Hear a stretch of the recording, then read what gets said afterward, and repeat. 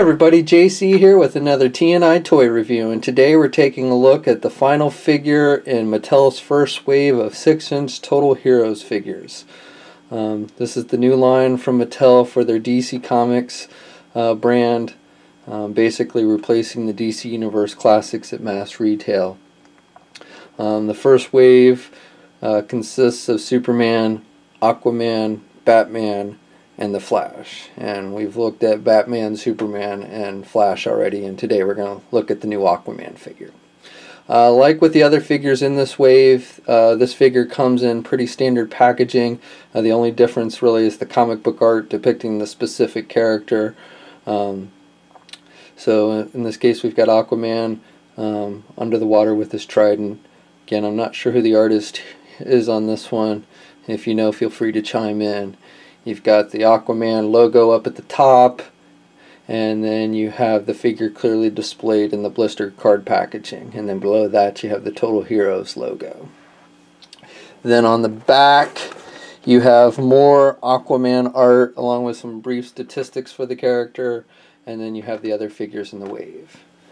Now this art that they have on the back, I've got to say, looks very much kind of what they must have based the figure off of, as far as like the head sculpt and everything. I'm not a huge fan of the head sculpt on this figure, but when I saw the picture on the back, I was like, well, you know, it does look pretty similar to this drawing. So I'm thinking that that's what they base this figure on. Okay, so let's get the figure open and take a look at what's inside. Okay, so here's a look at the figure outside of the packaging. Like with all the figures in this wave, we're looking at very basic paint applications.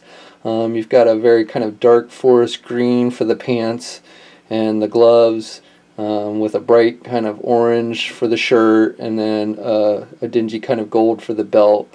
And then he's got very blonde hair, which is very short. This version they're using short and very slick back, and then he's got a very stern look on the face.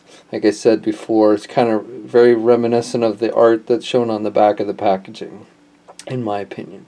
And he's got a little bit of gold trim on his collar. He's got the texturing on the shirt, and then, you know, the lines and everything that we see on the figure, for the most part, you know, we see with all the figures, because it's basically using the same body type, you know, with the feet, or the boots and stuff. You got the same little linings. Now you have fins added on for Aquaman, both the legs and the arms. And he's got, you know, the belt with the A on it, which is a separate piece sculpted on. But for the most part, this is the same body mold used on all the figures in this first wave. Very simple and very basic.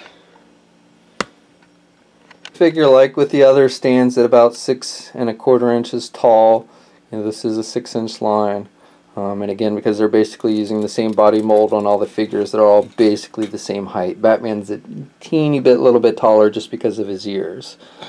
So here he is next to the DC Collectibles New 52 Aquaman, which obviously is taller because it's a 7-inch scale figure.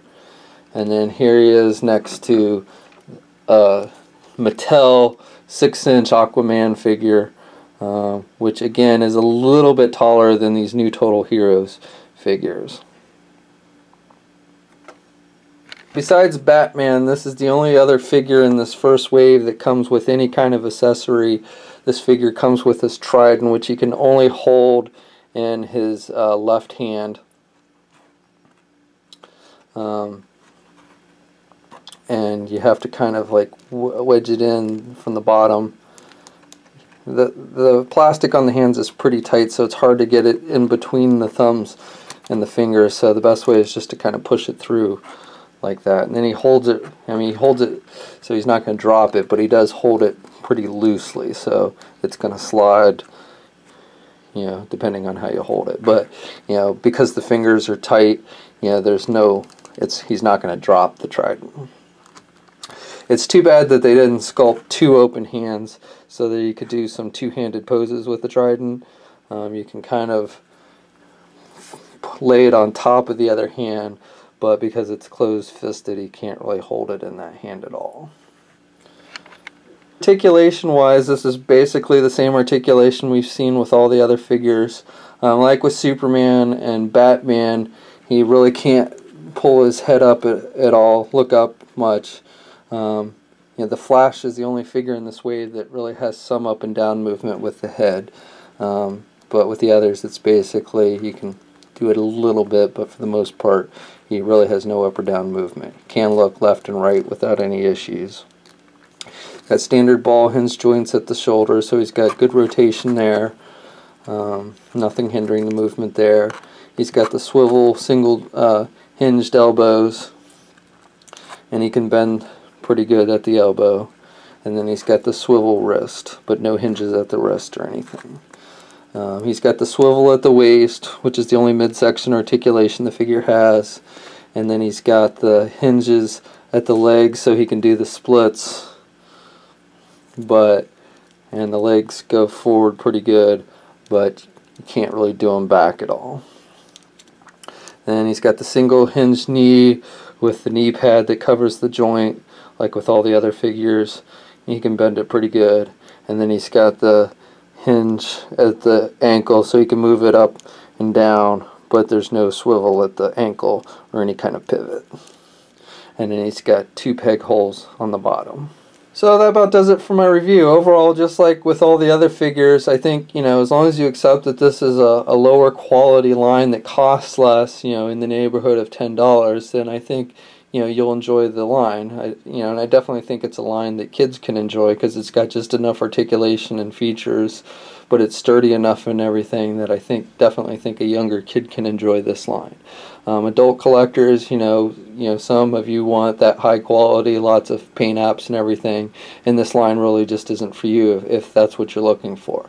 You know, if that's what you want, then I would recommend you go with the more expensive DC collectibles or continue to collect old Mattel DC Universe Classic figures. But again, this is a simple line, costs less, but still can be kind of fun. So, you know, it really depends on what you're looking for. And again, you know, I think these figures are much more cartoony looking and, you know, a little blockier as well. So it's just a different style in general, you know, besides just having simple paint apps and everything. So, but that does it for my review. I hope you enjoy it, and until next time, I'll catch you later.